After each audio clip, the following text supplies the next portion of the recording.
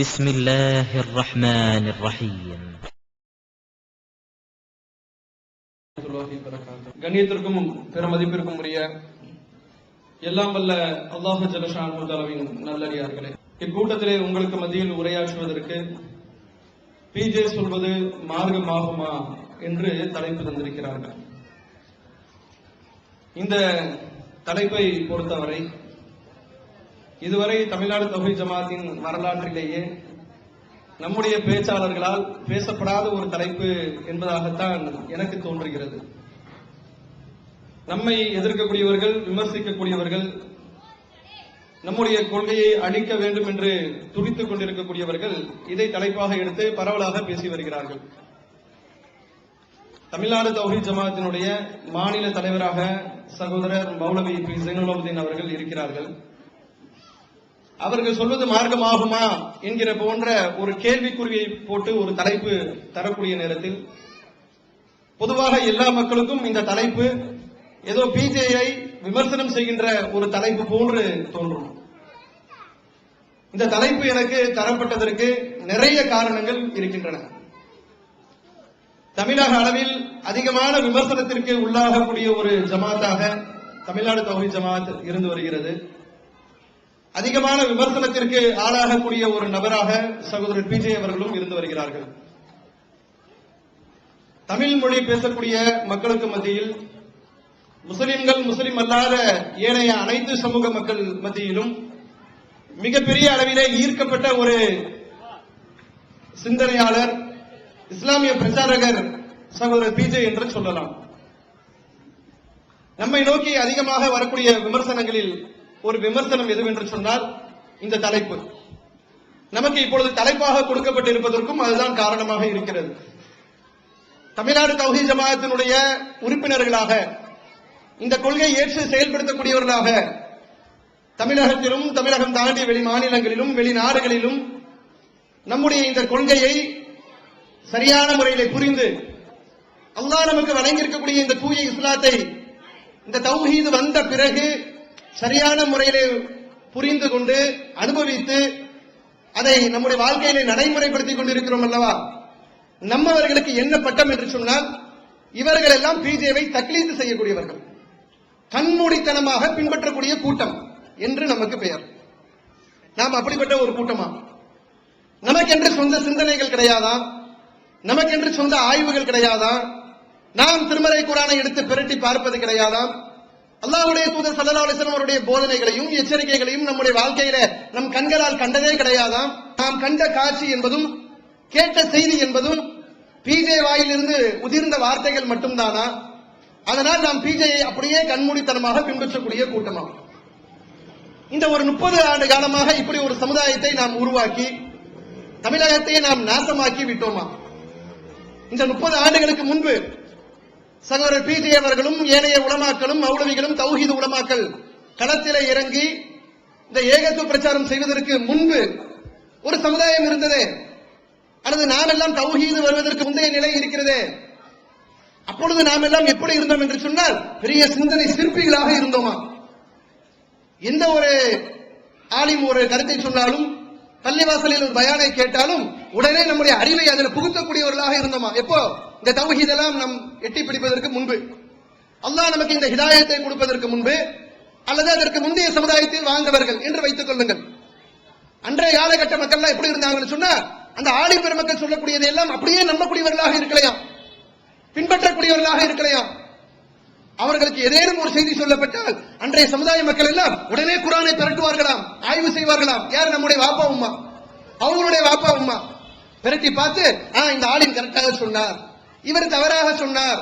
தவறாக ஒரு ஆலிம் சொல்லிவிட்டால் உடனுக்குடன் கேள்வி கேட்டு அந்த ஆலிமிடத்தில் பதில் கேட்கக்கூடிய அளவிற்கு மிக்க அறிவு கூர்மை மிக்க ஒரு சமுதாயமாக இருந்ததாம் ஒரு காலகட்டம்.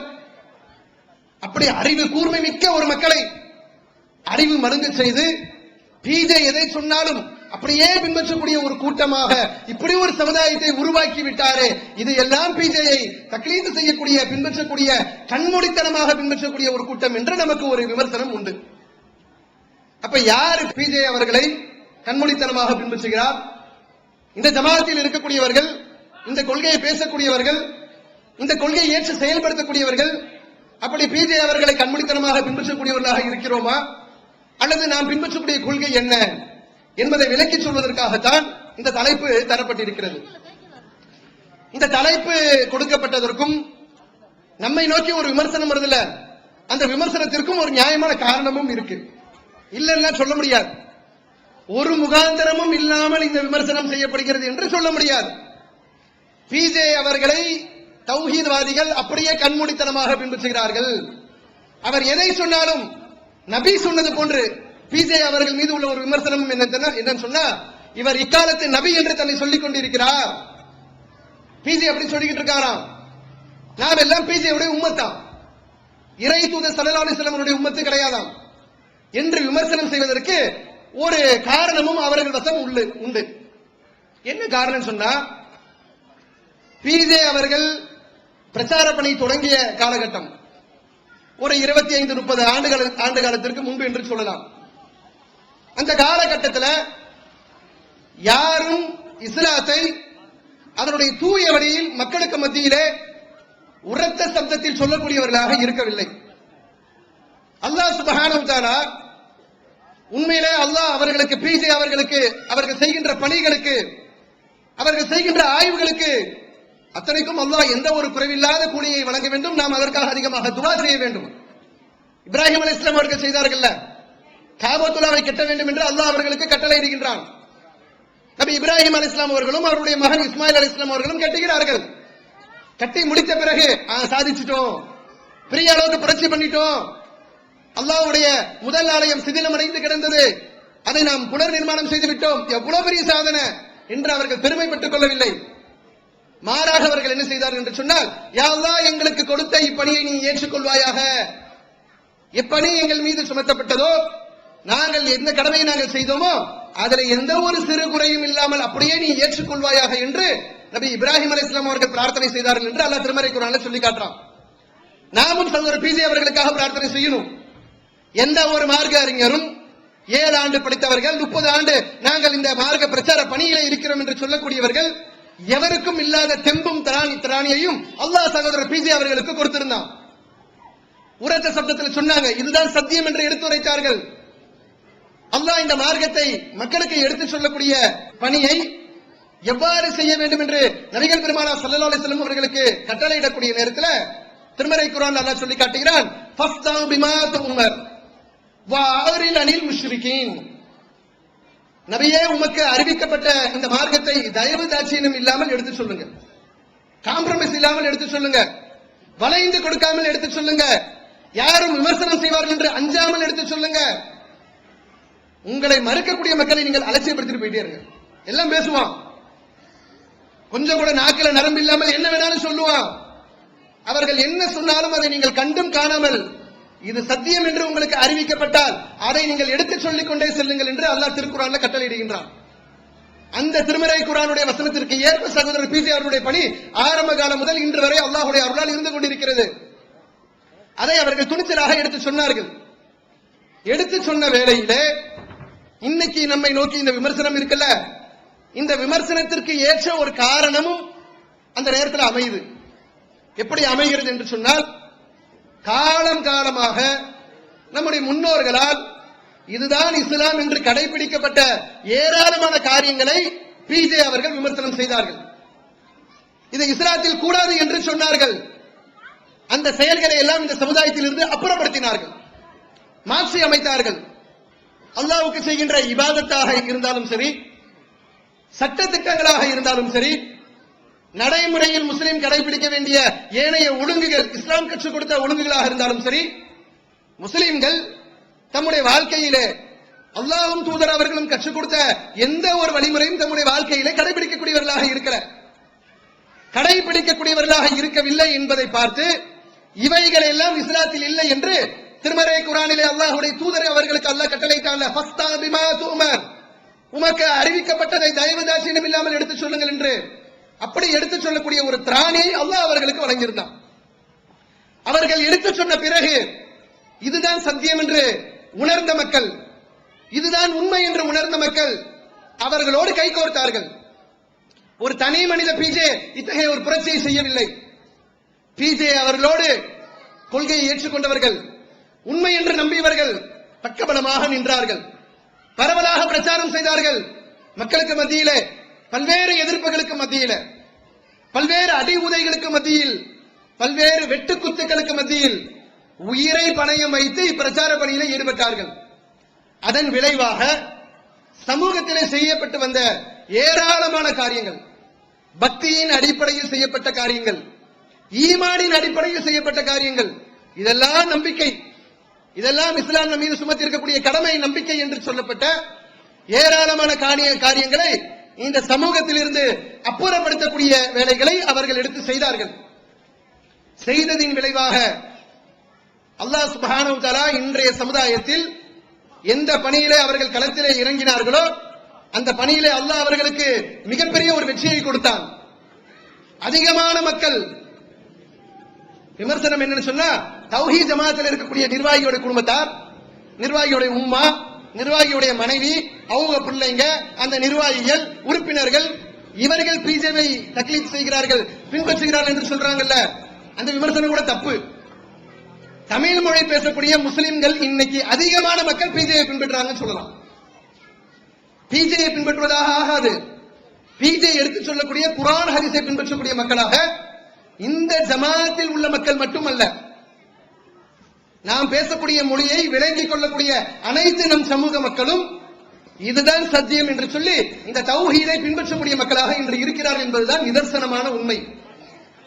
அப்ப இந்த விமர்சனத்திற்கு எது காரணமாக அமைகிறது என்று சொன்னால், இவ்வளவு ஆண்டு காலம் நம்ம வாப்பா உம்மா கடைபிடிச்சு, அவங்க வாப்பா உம்மா கடைபிடிச்சு, காலங்காலமாக நம்ம நம்பிக்கையின் அடிப்படையில் செய்யப்பட்டு வந்த, பக்தியின் அடிப்படையில் செய்யப்பட்டு வந்த இத்தனை காரியங்களையும் வழிகேடு என்று சொல்லுகிறார், ஷிர்க் என்று சொல்லுகிறார், இவைகளை எல்லாம் நரகத்தில் கொண்டு போய் தள்ளும் என்று சொல்லுகிறார் என்பதுதான் இவர்களுக்கு நம் மீது ஏற்பட்ட இவ்வளவு கடுமையான எதிர்ப்பை அவர்கள் வெளிப்படுத்துவதற்கு காரணம், நம்மை இந்த விமர்சனம் செய்வதற்கும் காரணம். எல்லாத்தையும் அப்புறப்படுத்தியாச்சு இல்ல.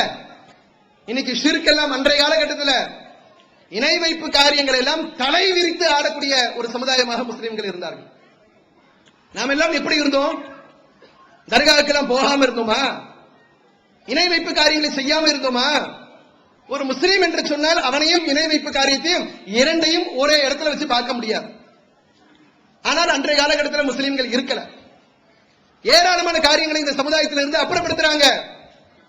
அதுல சில முக்கியமான விஷயங்கள், முக்கியமான அம்சங்கள், முக்கியமான சட்டங்களை மட்டும் நான் இங்க தொகுத்து சொல்றேன். எதனால் நாம் பிஜே அவர்களை பின்பற்றக்கூடிய மக்கள் என்று அவர்கள் விமர்சனம் செய்கிறார்கள் என்பதற்கு இவைகள் தான் காரணமாக அமைந்திருக்கிறது. தர்கா வழிபாடுக்கு எதிராக கடும் போக்கை அவர்கள் மேற்கொள்கிறார்கள். இது இணை வைப்பு காரியம். ஒரு முஸ்லிம் இதை செய்ய முடியாது. எல்லா இறை தூதர்களும் தம் சமுதாயத்தை சந்திக்கக்கூடிய நேரத்தில் அந்த சமுதாய மக்களுக்கு மத்தியில் செய்த எச்சரிக்கை இந்த எச்சரிக்கை தான். வேற வேற காரியங்களுக்கெல்லாம் அவர்கள் பிரதானமாக அனுப்பப்படவில்லை. எத்தனையோ தீமைகளை அவர்கள் எதிர்த்து பிரச்சாரம் செய்திருக்கலாம். ஆனால் அடிப்படையில் ஒரு இறை தூதர் ஒரு சமுதாயத்திற்கு அனுப்பப்பட்டதற்குரிய முக்கிய காரணம் என்னவென்று சொன்னால், திருமறை குர்ஆனை பிரட்டி பாருங்கள். பிஜே அவர்கள் எழுதிய சொந்த புத்தகத்தை நீங்கள் பிரட்ட வேண்டாம். அவர்கள் எழுதியிருக்கக்கூடிய தர்ஜுமாவை கூட நீங்க பிரட்ட வேண்டாம். நீங்க திருமறை குர்ஆன் என்று நம்பி வைத்திருக்கிறீங்களா, அந்த திருமறை குர்ஆனை எடுத்து பாருங்கள். அந்த திருமறை குர்ஆன்ல இறை தூதர்கள் தான் சந்தித்த சமுதாயத்திற்கு செய்த உபதேசம் என்று அல்ல திருமறை குர்ஆன்ல சொல்வதை எடுத்து பாருங்கள். அவர்கள் சொன்னார்கள், யா கௌமி, என் அருமை சமுதாயமே, உபுதுல்லாஹ மாலக்கும் மின் இலாஹின் கைருஹு, அல்லாஹ்வையே நீங்கள் வணங்குங்கள், அவனின்றி வணக்கத்திற்குரியவன் வேறு யாரும் இல்லை. இதை எல்லா இறை தூதர்களும் தாம் சந்தித்த சமுதாயத்திற்கு சொன்னதாக திருமறை குர்ஆன் பேசுகிறது. அல்லாஹ் மட்டும்தான் நீங்கள் வணங்க வேண்டும். அவனை தவிர நீங்கள் யாரையும் வணங்கக்கூடாது. அவனை தவிர நீங்கள் யாரிடமும் பிரார்த்தனை செய்யக்கூடாது. அவனை தவிர நீங்கள் யாரையும் சார்ந்து இருக்கக்கூடாது. எந்த ஒரு துன்பமாக இருந்தாலும், எந்த ஒரு கஷ்டமாக இருந்தாலும், எந்த ஒரு தேவையாக இருந்தாலும் படைத்தவனாகிய ரப்புல் ஆலமீன் தான் உங்கள் தேவைகளை பூர்த்தி செய்வதற்கு போதுமானவன் என்று சொல்லி நபிகள் நாயகம் ஸல்லல்லாஹு அலைஹி வஸல்லம் அவர்கள் வரை எல்லா இறை தூதர்களும் தாம் சந்தித்த சமுதாயத்திற்கு இதைத்தான் எச்சரிக்கையாக செய்தார்கள். அந்த எச்சரிக்கையெல்லாம் காத்துல பறக்க விட்டு வயிற்று பிழைப்புக்காக சில தர்காக்களை கட்டிக்கொண்டு அதுல இருக்கக்கூடியவர் அவுலியா, மகான், அல்லாஹ்வுக்கு ரொம்ப நெருக்கமானவர், அவரிடத்துல போய் சஜிதா செய்து நம்முடைய தேவைகளை நாம் கேட்டோம் என்று சொன்னால் உடனடியாக அவர் தந்துருவார். அல்லாஹ்விடத்துல கேட்க மாட்டாங்களா? அல்லாஹ்விடத்துல பிரார்த்தனை செய்ய மாட்டாங்களா? அல்லாஹ் எப்படி நமக்கு தருவான்? அல்லாஹ்வை கண்ட பார்த்தா காணுமே. இவங்க நம்பிக்கை, முஸ்லிம்களுடைய நம்பிக்கை என்ன? பார்க்கும் தோற்றத்திலே அல்லாஹ் இல்ல. ஆனால் ஒரு அவுலியா அப்படி கிடையாது. இருக்கிறார், பெரிய கட்டடம் அலங்கரிக்கப்பட்டு அதுல ஒரு அடக்கத்தனம் அதிலே உள்ள புதைந்திருக்கிறார். சாதாரண மனிதர்கள் இறந்து போவார்கள், முடிஞ்சு போச்சு. இவர் அப்படி கிடையாது.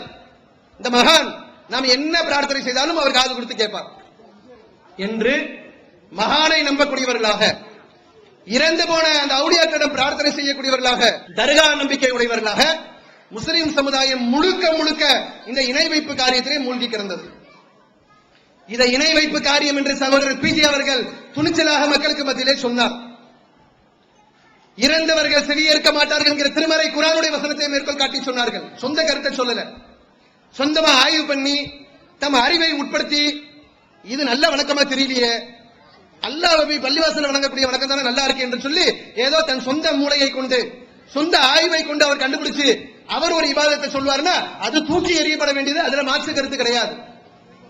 திருமறை குர்ஆனுடைய வசனத்தை மேற்கோள் காட்டி சொன்னார், நபியே இறந்தவர்களை உம்மால் செவியேற்க செய்ய முடியாது. நபி அவர்கள் இறந்து போனாலும் சரி, அவர்களும் செவியேற்க மாட்டார்கள்.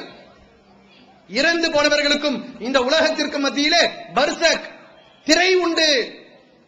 திரைக்கு அப்பால் சென்று விட்டால், ஒருவர் மௌத்தாகி விட்டால், அவரிடத்துல போய் நீங்கள் என்ன காட்டு கத்து கத்தினாலும் சரி அவர் காது கொடுத்து கேட்க மாட்டார் என்று பிஜி அவர்கள் எடுத்து வைத்தார்கள். மக்கள் அப்பதான் சிந்திக்க ஆரம்பிக்கிறாங்க. என்ன புது கருத்தா இருக்கு? இத்தனை ஆண்டு காலம் மூட்டையை கட்டி பையை கட்டி தர்காக்களுக்கும் நாகூருக்கும் அஜ்மீருக்கும் ஒவ்வொரு ஊர்களுக்கும் படையெடுத்து சென்ற நம்மவர்களுக்கு தர்காக்கே போகக்கூடாதாமே, அது வழிகேடாமே, அது பாவமான காரியமாச்சாமே, இது போன்ற ஒரு காரியத்தை செய்தால் மறுமையில அல்லாஹ் நரகத்தை கொடுப்பானாமே, மன்னிப்பு கிடைக்காதாம் என்று சொல்லி இப்படி ஒரு புதிதான ஒரு பிரச்சாரம் வருகிறது என்று சொல்லி மக்கள் எல்லாம் அந்த பிரச்சாரத்தின் பக்கம் திரும்பி பார்க்க ஆரம்பிக்கிறார்கள். திருமறை குர்ஆனுடைய வசனத்தை அடுக்கடுக்காக எடுத்து போடுறாங்க. திருமறை குர்ஆனில் அல்லாஹ் பேசுகிறான் மக்களுக்கு மத்தியில, நபியே என்னை பற்றி என்னுடைய அடியார்கள் உம்மிடம் கேட்டால் ஃபஇன்னி கரீப், நான் அருகில் இருக்கிறேன் என்று நீங்கள் சொல்லுங்கள். உஜீபு தாவதி தாயி இதா தானி ஃபல்யஸ்தஜிபு லி வல்யுமினு பி லஅல்லஹும் யர்ஷதூன். பிரார்த்திப்பவன் என்னிடத்திலே பிரார்த்தனை செய்தால் அவனுடைய பிரார்த்தனைக்கு நான் பதிலளிப்பேன். செத்து போனவனுக்கு பதிலளிப்பதற்கு ஆற்றல் கிடையாது. அவர்கள் காது கேட்காதவர்கள், கண்கள் பார்க்காதவர்கள், அவர்களால் ஒன்றும் செய்ய முடியாது. பிரார்த்திப்பவன் என்னை பிரார்த்திக்கக்கூடிய நேரத்தில் அவருடைய பிரார்த்தனைக்கு நான் பதிலளிப்பேன். எனவே என்னிடத்திலே அவர்கள் பிரார்த்தனை செய்யட்டும், என்னையே அவர்கள் நம்பட்டும். லஅல்லஹும் யர்ஷதுன், இதனால் அவர்கள் நேர்வழி பெறுவார்கள் என்று அல்லாஹ் திருமறை குர்ஆனிலே பேசுகிறான். எடுத்து இந்த ஆயத்தை எடுத்து மேல போடுறாங்க. அல்லாஹ் திருமறை குர்ஆனில் இந்த மார்க்கத்திற்கு தகுதியானவர்கள் என்று சில பேரை பட்டியலிட்டு சொல்லக்கூடிய நேரத்தில் சில தகுதிகளை அல்லாஹ் திருமறை குர்ஆனில் பட்டியலிட்டு சொல்லும் பொழுது வமா உம்ரு இல்லா லியஅபுதுல்லாஹ முஹ்லிஸீன லஹுத்தீன், வணக்கத்தை அல்லாஹ்வுக்கு களப்பற்றதாக்கி வணங்குமாறும் இந்த மார்க்கத்திலே நீங்கள் கட்டளையிடப்பட்டுள்ளீர்கள் என்று திருக்குர்ஆன் வசனம் பேசுகிறது. ஒரு முஸ்லிம் இபாதத்து செய்கிறார், அல்லாஹ்வை தொழுகிறார், அல்லாஹ்வையும் தொழுகிறார், அவுலியாவையும் தொழுகிறார். இந்த வணக்கம் அல்லாஹ்வுக்கு தேவையில்லை. அல்லாஹ் நம்மிடத்தில் எதிர்பார்க்கக்கூடிய வணக்கம் என்ன தெரியுமா? கலப்படம் இருக்கக்கூடாது, தூய்மையான முறையில் இருக்கணும். அவனை மட்டும் நம்பி, அவனை மட்டும் சார்ந்து, அவனிடத்திலே மட்டும் பிரார்த்தனை செய்து எந்த ஒரு நல்லது கெட்டதாக இருந்தாலும் படைத்தவனை தவிர வேறு எவருக்கும் கொடுப்பதற்கு ஆற்றல் இல்லை என்று நம்பக்கூடிய நம்பிக்கை தான் கலப்பற்ற வணக்கம்.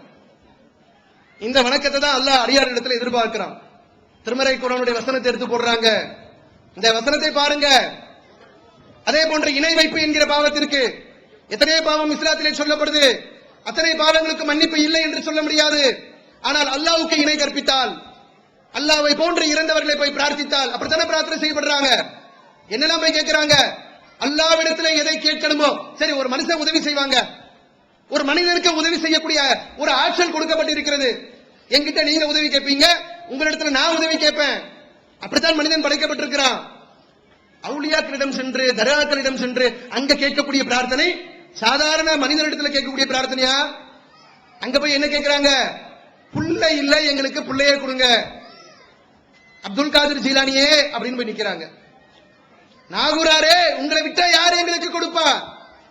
எங்க கஷ்டத்தை போக்குங்க, எங்க நோயை நீக்குங்க, எங்களுக்கு வருமானத்தை கொடுங்க, எங்க முசீபத்தை நீக்குங்க என்று சொல்லி அங்கு அடங்கி இருக்கக்கூடிய அந்த அடக்கத்தலத்திலே சென்று இந்த பிரார்த்தனை செய்கிறார்கள். இது இணை வைப்பு. பிள்ளையை கொடுக்கிற அதிகாரத்தை அல்லாஹ் இந்த உலகத்தில் யாருக்காவது கொடுத்திருக்கிறானா?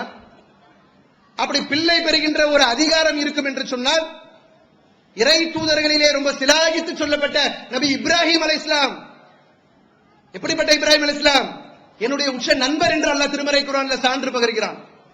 அப்படிப்பட்ட நபி இப்ராஹிம் அலைஹிஸ்ஸலாம் அவர்கள் காலத்திலே பிள்ளையை பெறாம கடைசி காலகட்டத்தில், முதிர்ந்த காலகட்டத்தில் அல்லாஹ் அவர்களுக்கு இஸ்மாயில் அலைஹிஸ்ஸலாம் அவர்களையும் இஸ்ஹாக் அலைஹிஸ்ஸலாம் அவர்களையும் கொடுத்தானே, அந்த காலகட்டம் வரை அவர்கள் காத்திருக்கணுமா? என்ன அல்லாஹ் ரொம்ப டிலே பண்ணிக்கிட்டு இருக்க, எல்லாம் பிள்ளையை பெற்றுட்டு இருக்கிறான், வாரிசை உண்டாக்கிட்டு இருக்கான், சட்டு புட்டுன்னு ஒரு 4-5 பிள்ளையை கொடுத்துட்டு போ இப்படின்னு அவங்க கேட்கலாம்ல? கேட்டா அல்லாஹ் கொடுத்துரும் அப்படி நம்புறீங்களே? இறந்து போன அங்க அடங்கி இருக்கக்கூடியவர் அவடியானே வச்சிருப்போம், பிள்ளையை கொடுக்கிற அதிகாரத்தை அல்லாஹ் கொடுத்திருக்கிறானா? அப்ப இப்ராஹிம் அலைஹிஸ்ஸலாம் அவர்களை விட, இப்ராஹிம் அலைஹிஸ்ஸலாம் அவர்கள் அல்லாஹ்வுடைய தோழர், நண்பர் என்று சொல்லப்பட்டவர்கள், அவர்களுக்கு அல்லாஹ் செஞ்சிருக்கக்கூடிய அருள், அவருடைய குடும்பத்தாருக்கு அல்லாஹ் செஞ்சிருக்கக்கூடிய அருள் எப்படிப்பட்ட அருள் என்று சொன்னால் இந்த பூமியில வேற எந்த ஒரு மனிதருக்கும் செய்யாத ஒரு அருள். அதனால தான் அல்லாஹ்வுடைய தூதர் ஸல்லல்லாஹு அலைஹி வஸல்லம் அவர்கள் நம்மை பிரார்த்தனை செய்ய சொல்றாங்க. ஒவ்வொரு பாங்கு சொல்லப்பட்ட பிறகும் எனக்காக நீங்க ஸலவாத் கேளுங்க, ஸலவாத் என்கிற ஒரு பிரார்த்தனையை நீங்கள் ஓதுங்க. அத்தஹியாத் அமருள்ள ஒவ்வொரு தொழுகையிலும் நீங்கள் எனக்காக பிரார்த்தனை செய்யுங்க. என்ன பிரார்த்தனை? இப்ராஹிம் அலைஹிஸ்ஸலாம் அவர்களுக்கும் அவருடைய குடும்பத்தாருக்கும் அல்லாஹ் அருள் செய்தது போன்று எங்களுடைய தூதர் முகமது நபி ஸல்லல்லாஹு அலைஹி வஸல்லம் அவர்களுக்கு அருள் செய்வாயாக யா அல்லாஹ் என்று பிரார்த்தனை செய்ய வேண்டும் என்கிற அளவிற்கு இப்ராஹிம் அலைஹிஸ்ஸலாம் அவர்கள் அல்லாஹ்வுடைய தூதர் அவர்களே அவங்களுக்கு செஞ்ச பிரார்த்தனை மாதிரி எனக்கு நீங்க கேளுங்க என்று நமக்கு கட்டளையிடுவார்கள் என்று சொன்னால் எவ்வளவு பெரிய சிறப்பு, எவ்வளவு பெரிய பாக்கியம். அத்தகைய பாக்கியம் பெற்றவர்களுக்கு பிள்ளையை உண்டாக்க முடியலையா? இந்த மகான் கொடுப்பாராம், இந்த மகான் செல்வத்தை கொடுத்துருவாராம். அல்லாஹ்வுடைய தூதர் ஸல்லல்லாஹு அலைஹி வஸல்லம் அவர்களுக்கு வீட்டுல உணவு கிடையாது, சாப்பிட வழி இல்ல, பட்டினி, பட்டினினால வெளியில வராங்க. அபூபக்கர் சித்திக் ரலியல்லாஹு அவர்கள் மிகப்பெரிய செல்வந்தர், உமர் ரலியல்லாஹு அவர்கள் அவ்வளவு சிறப்பு பெற்ற அந்த நபி தோழர்களும் பசியோடு வந்து நிக்கிறாங்க. இந்த நேரத்திலே, இந்த நட்டு திசையில, இந்த நேரத்தில், இந்த இரவு நேரத்தில் நீங்க வந்து நிக்கிறீங்களே, இந்த நேரத்தில் உங்களை வெளியே வர செய்தது எதுன்னு கேட்கிறாங்க அல்லாஹ்வுடைய தூதர். அப்ப நபிகள் நாயகம் ஸல்லல்லாஹு அலைஹி வஸல்லம் அவங்க சொல்றாங்க, அந்த நபி தோழர்கள் சொல்றாங்க, பசியின் காரணமாக நாங்கள் வெளியில நிற்கிறோம், சாப்பிட உணவு இல்ல, பசி தாங்க முடியல, அதனால் வெளியே நிற்கிறோம். நபிகள் நாயகம் ஸல்லல்லாஹு அலைஹி வஸல்லம் சொல்றாங்க, அல்லாஹ் மீது சத்தியமாக நானும் அதே பசிக்காகத்தான் வெளியில வந்திருக்கேன், என்னாலையும் முடியல, பசியின் காரணமாக என்னால் வீட்டில் இருக்க முடியவில்லை, அதனால் வெளியே வந்திருக்கிறேன் என்று அல்லாஹ்வுடைய தூதரவர்கள் அவ்வளவு பொருளாதாரத்திலே கஷ்டப்பட்டவர்களாக, உணவுக்கு வழி இல்லாதவர்களாக, ஒரு இறை தூதராக இருந்தும் ஆட்சி தலைவராக இருந்தும் கூட அவ்வளவு சிரமத்திலே இருந்திருக்கிறார்கள். தங்களால் பொருளாதாரத்தை உண்டாக்கி கொள்ள முடியல. அல்லாஹ் நாடியவர்களுக்கு நாடிய விதத்துல பொருளாதாரத்தை கொடுப்பான். ஆனா அங்க போய் கேட்கிறோம். இப்படிப்பட்ட நம்பிக்கை, இணை வைக்கக்கூடிய நம்பிக்கை நம்முடைய சமுதாயத்தில் இருந்தது. திருமறை குர்ஆனுடைய வசனத்தை எடுத்து போட்டாங்க. பிஜே அவர்கள் மேற்கோள் காட்டினார்கள், இன்னல்லாஹ லா யக்ஃபிரு வ யுஷ்ரக பிஹி வ யக்ஃபிரு மா தூன தாலிக லிமன் யஷா. தனக்கு இணை கற்பிக்கப்படுவதை அல்லாஹ் ஒருபோதும் மன்னிக்க மாட்டான். அல்லாஹ் மன்னிக்காத ஒரு பாவம் இணை கற்பிக்கக்கூடிய பாவம். அதற்கு கீழ்நிலையில் உள்ள பாவங்களை அல்லாஹ் நாடியோருக்கு மன்னிப்பான். திருமறை குர்ஆனுடைய வசனத்தை எடுத்து போட்டாங்க. எடுத்து போட்ட நேரத்தில் மக்கள் எல்லாம் சிந்திக்கிறாங்க, இது என்ன, இது சத்திய கருத்தாக தெரியுதே, திருமறை குர்ஆன் வசனங்கள் இவ்வளவு எச்சரிக்கை நமக்கு செய்யுதே, இறந்தவர்கள் செவியேற்க மாட்டார்கள், செவியேற்பார்கள் என்று வைத்துக் கொண்டாலும் அவர்களால் உங்களுக்கு பதில் தர முடியாது, எந்த ஒன்றையும் அவர்களால் வழங்க முடியாது என்று திருக்குர்ஆன் பேசக்கூடிய நேரத்தில் எப்படி இந்த இறந்து போனவரிடத்தில் போய் பிரார்த்தனை செய்ய முடியும்? சிந்தனை தூண்டப்பட்டது, தக்லீத் செய்யல, இது இணை வைப்பு என்று சொல்லி அந்த தர்காக்கள் எல்லாம் தூக்கி எறியப்பட்டன. இன்னைக்கு போய் பாருங்க, தமிழகத்தினுடைய தர்காக்களுடைய தலைநகர் என்று சொல்லப்படக்கூடிய நாகூர் தர்கா, ஒரு காலகட்டத்திலே அதனுடைய விசேஷங்கள் எப்படி இருக்கும் என்று சொன்னால் பல்லாயிரக்கணக்கான மக்கள் ஒன்று குழுமுவார்கள், பல்லாயிரக்கணக்கான மக்கள். நாகப்பட்டினம் நாகூர் வீதிகள்ல ஒரு ஆளு நடமாட முடியாது. இன்னைக்கு நாகூருடைய சிறப்பு கந்தூரி விழா நடத்தப்படுது, அந்த தேர் ஊர்வலம் நடத்தப்படுது. ஊர்வல கூட்டத்தை பார்த்தோம் என்று சொன்னால் எல்லா புகழும் அல்லாஹுக்கு தான். இணை வைப்பில் இருந்து அல்லாஹ் சுப்ஹானஹு வ தஆலா மிகப்பெரிய அளவிலே மக்களை வென்றெடுத்து காட்டியிருக்கிறான் என்பதை கண்ணுக்கு கண்ணாக நம்ம பார்க்கிறோம். இதை பிஜே அவர்கள் செய்தார்கள். நாங்கள் பிஜேவை பின்பற்றவில்லை. பிஜே மேற்கோள் காட்டிய திருமறை குர்ஆனுடைய வசனத்தையும் அல்லாஹ்வுடைய தூதருடைய போதனைகளையும் நாங்கள் பின்பற்றினோம். காலம் காலமாக செய்யப்பட்டு வந்த இந்த தர்கா வழிபாடுக்கு எதிராக அவர்கள் சொன்ன கருத்து இந்த விமர்சனம் செய்வதற்கு அவர்களை தூண்டியது. மத்ஹப் வெறி பிடித்தவர்களாக நாம் இருந்தோமா இல்லையா?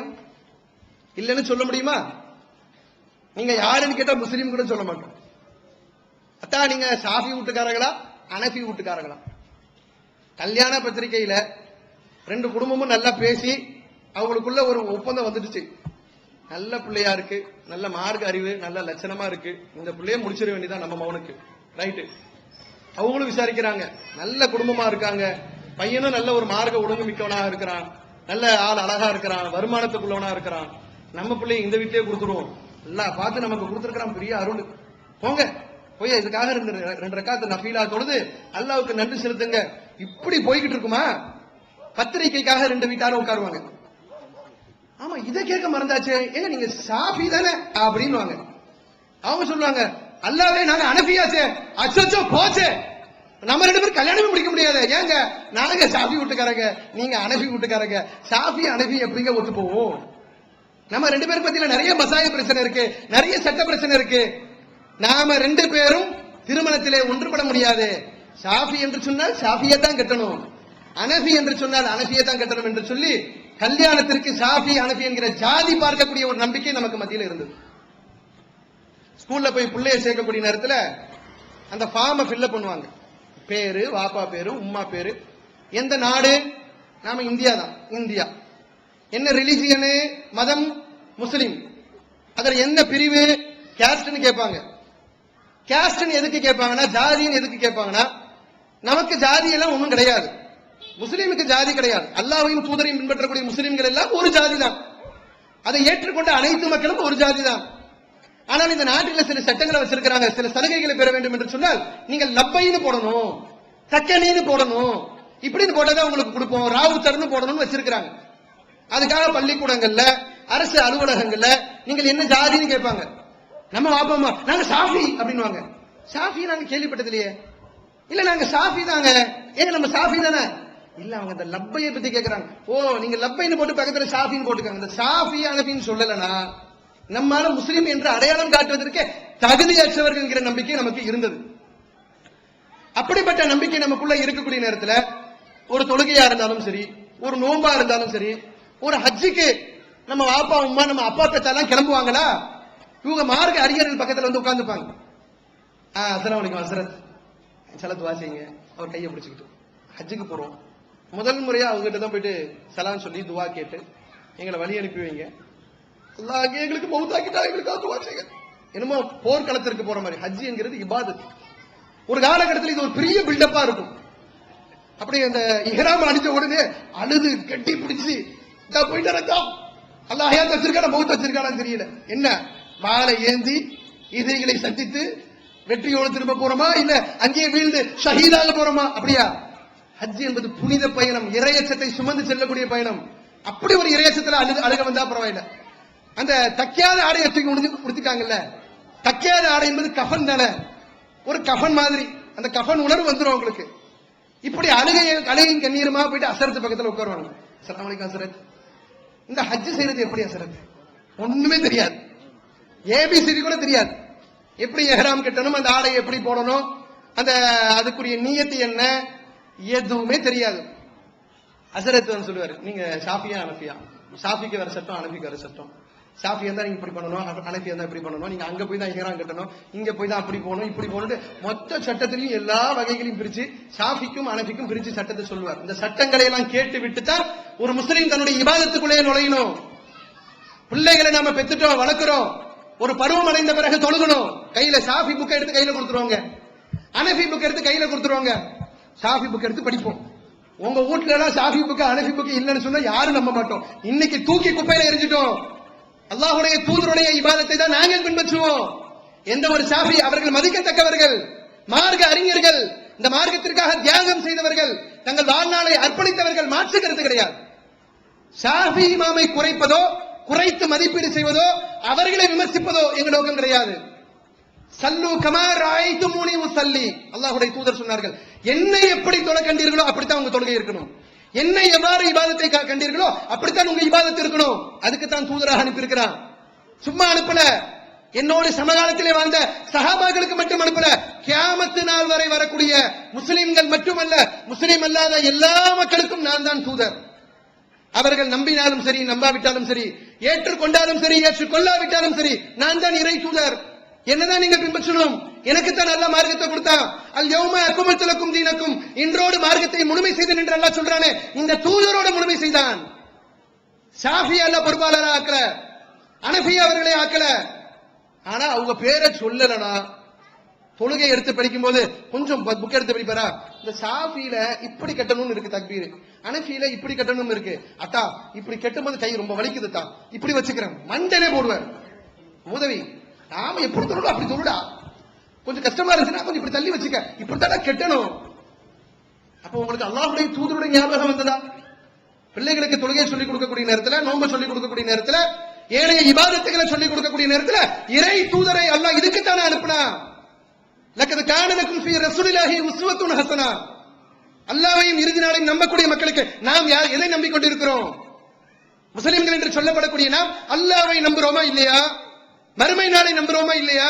இந்த இரண்டையும் நம்பவில்லை என்று சொன்னா நீங்க அப்துல் ரஹ்மானுக்கு பிறந்தா என்ன, யாருக்கு பிறந்தா என்ன, எல்லாம் ஒரே கேட்டகரி தானே.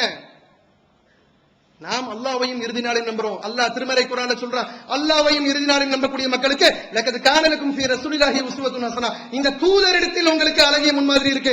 ஷாஃபி இடத்துல கிடையாது, அனஃபி இடத்துல கிடையாது.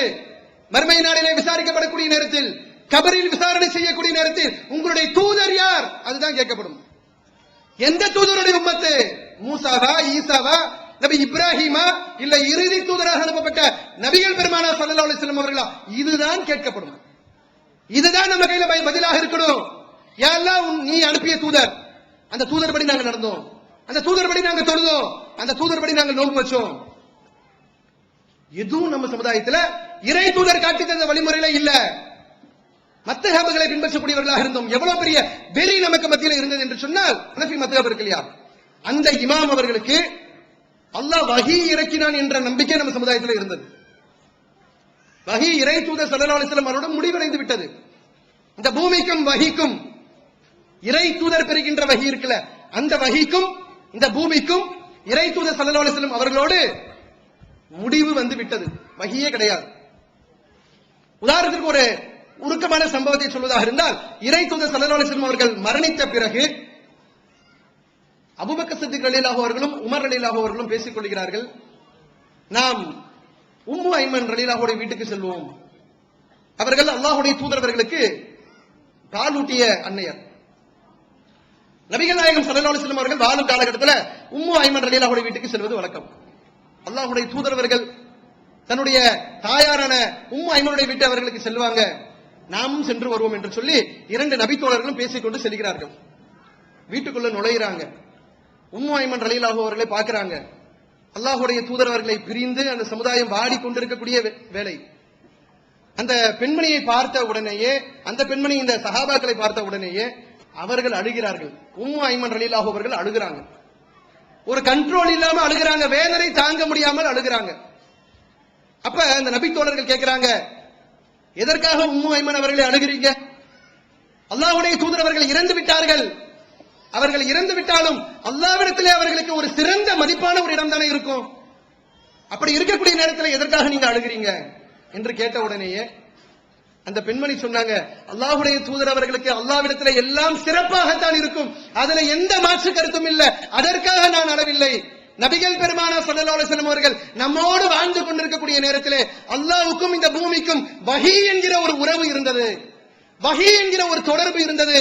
அவர்கள் மரணித்து விட்டார்கள், வஹியுடைய அந்த உறவு துண்டிக்கப்பட்டு விட்டது, அதை நினைத்து நான் அழுகிறேன் என்று சொன்ன உடனேயே உம்மு ஐமன் ரலியல்லாஹு அவர்கள் அந்த இரண்டு நபி தோழர்கள் அபூபக்கர் சித்திக் ரலியல்லாஹு அவர்களையும் உமர் ரலியல்லாஹு அவர்களையும் அழ வைத்து விட்டார்கள் என்ற ஒரு ரிவாயத்தை பார்க்கிறோம். வஹி முடிந்து விட்டது. ஏபிசிடி பாடம், முஸ்லிம்களுக்கு ஏபிசிடி பாடம்.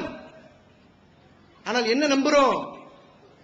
ஹனஃபி மத்ஹப் அபு ஹனீஃபா இமாம் அவர்களுக்கு அல்லாஹ் நேரடியாக பேசினான். அபூ ஹனீஃபா அவர்களே, உங்களை பின்பற்றக்கூடிய மக்களுக்கு அல்லாஹ் சொர்க்கத்தை கொடுத்து விட்டான் என்று அல்லாஹ் அவர்களுக்கு வாக்குறுதி கொடுத்தான் என்று இப்படி ஒரு நம்பிக்கை முஸ்லிம்களுக்கு மத்தியில விதைக்கின்ற அளவுக்கு இந்த மத்ஹபினுடைய வெறி மக்களுக்கு மத்தியில இருந்தது. அந்த காலகட்டத்திலே வந்து சொன்னார்கள், நாம் அல்லாஹ்வுடைய தூதரை மட்டும்தான் பின்பற்ற வேண்டும். திருமறை குர்ஆனுடைய சான்றுகள் எடுத்து வைக்கிறாங்க. குல் நபியே, நீங்கள் சொல்லுங்கள், இன் குன்தும் துஹிப்பூனல்லாஹ், நீங்கள் அல்லாஹ்வை நேசிப்பதாக இருந்தால் ஃபத்தபிஊனி, என்னை பின்பற்றுங்கள், தூதராக அனுப்பப்பட்டிருக்கக்கூடிய என்னை பின்பற்றுங்கள். யுஹிப்புக்குமுல்லாஹ், அல்லாஹ் உங்களை நேசிப்பான். வ யக்ஃபிர் லக்கும் துனூபக்கும் வல்லாஹு கஃபூருர் ரஹீம், அல்லாஹ் உங்களுடைய பாவங்களை மன்னிப்பான், அவன் மன்னிப்பவன், நிகழ்ச்சி அன்புடையோன். திருமறை குர்ஆனுடைய வசனங்களை சகோதரர் பீஜே எடுத்து போடுறாங்க. எந்த ஆளும் எடுத்து வச்சீங்க?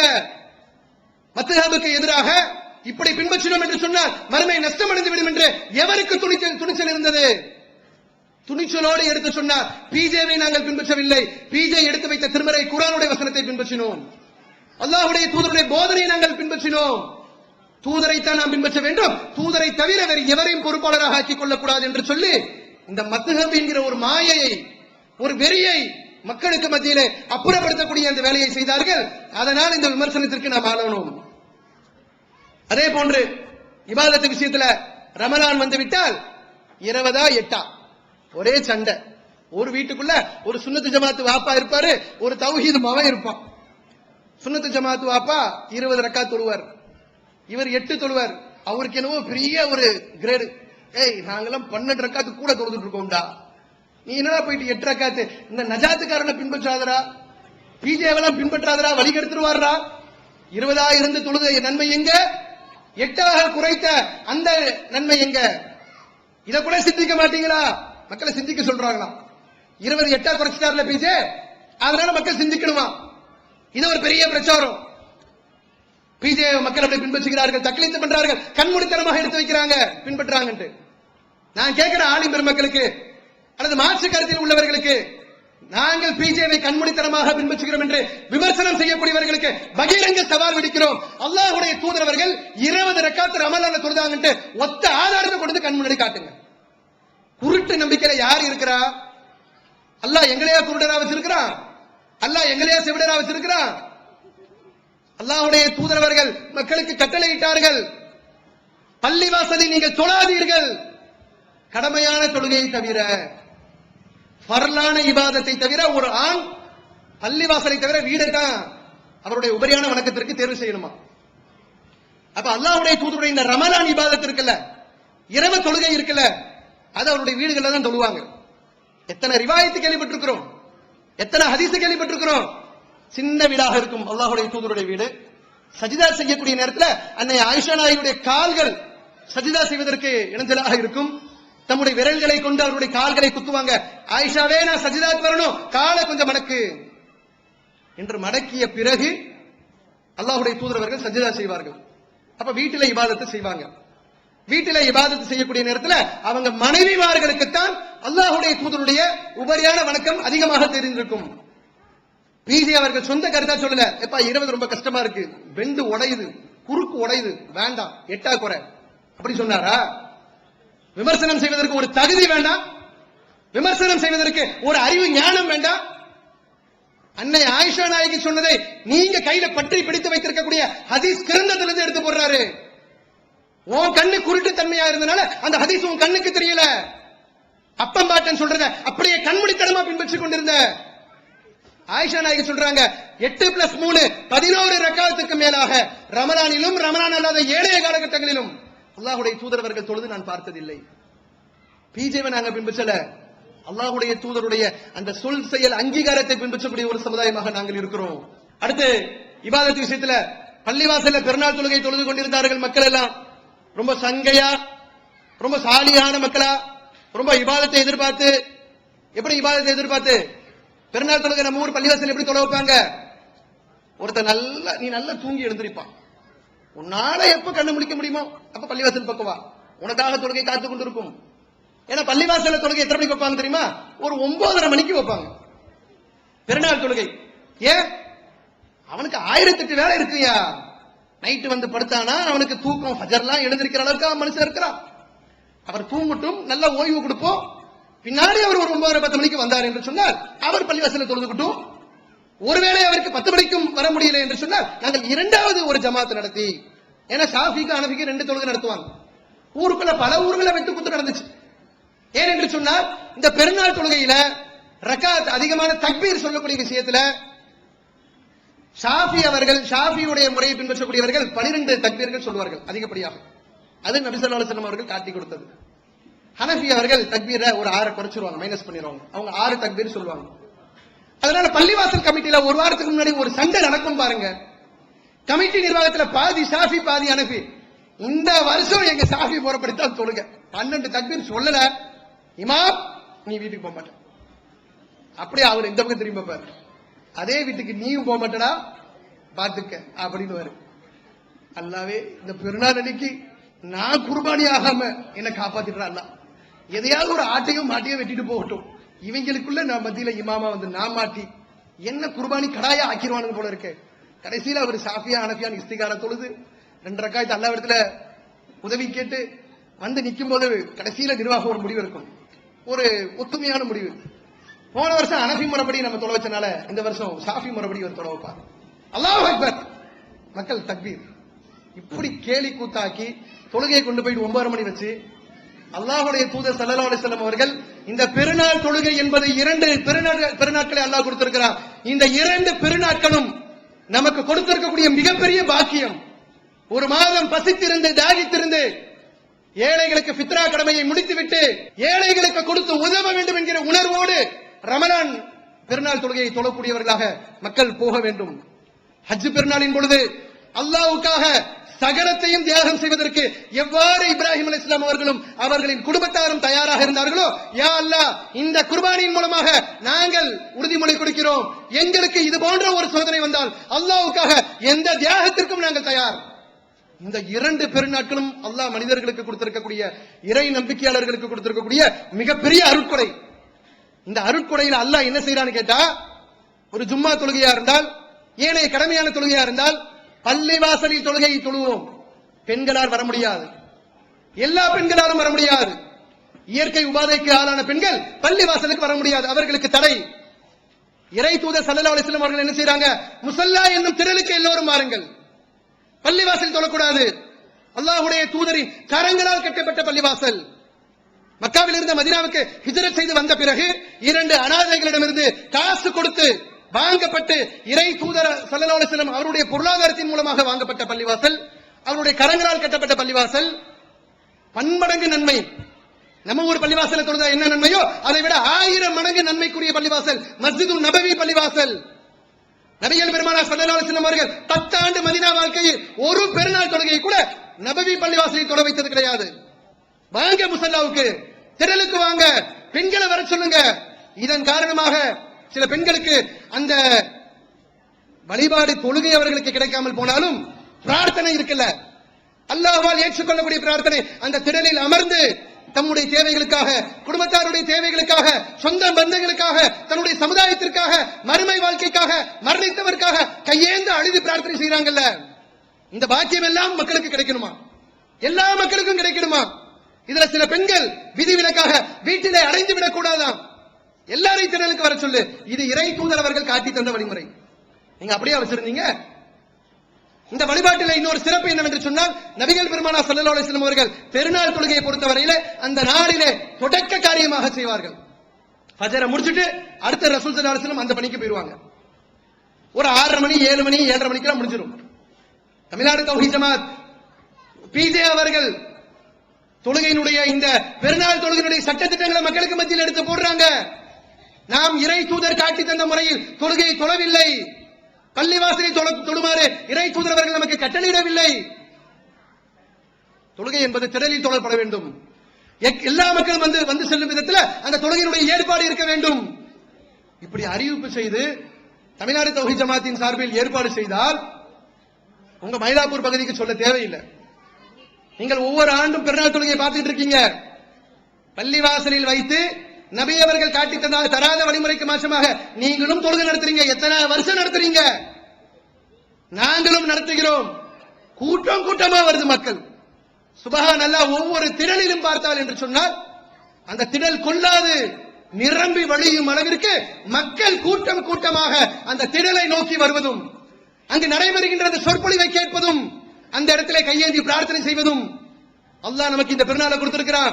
ஒருவேளை தொழுகை நமக்கு கிடைக்காவிட்டாலும் கூட தொழுகை அல்லாத ஏனைய இபாதத்துகளில் நம்மால ஈடுபடுத்த முடியும் என்று சொல்லி மக்கள் கூட்டம் கூட்டமாக வருவதும், நேரத்தோடு தொழுகையை தொழுவதும், தூங்கி கண் விழித்து அந்த சோமல் எல்லாம் முறித்து 10 மணிக்கு வந்து தொழக்கூடிய தொழுகை எப்படி? இறை தூதரவர்கள் முதல் காரியமாக செய்யக்கூடிய இந்த வழிமுறை எப்படி? இதை பிஜே அவர்கள் சொன்னார்கள். மக்கள் எல்லாம் பின்பற்றினார்கள்.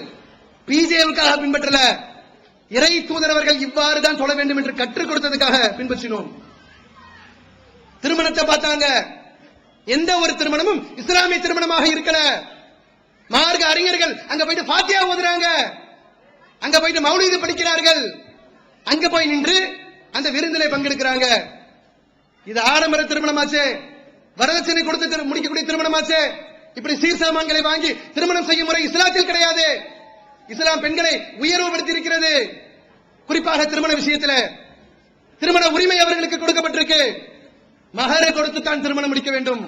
ஒரு முஸ்லீம் வெட்கத்தை இழந்து மானத்தை இழந்து பொண்ணு வீட்டுக்காரங்க வாசல் நின்று எங்களுக்கு ஏதாவது கொடுங்க, ஒரு காரு கொடுங்க, ஒரு பைக்கு கொடுங்க, படு கேவலமா இருக்கும்.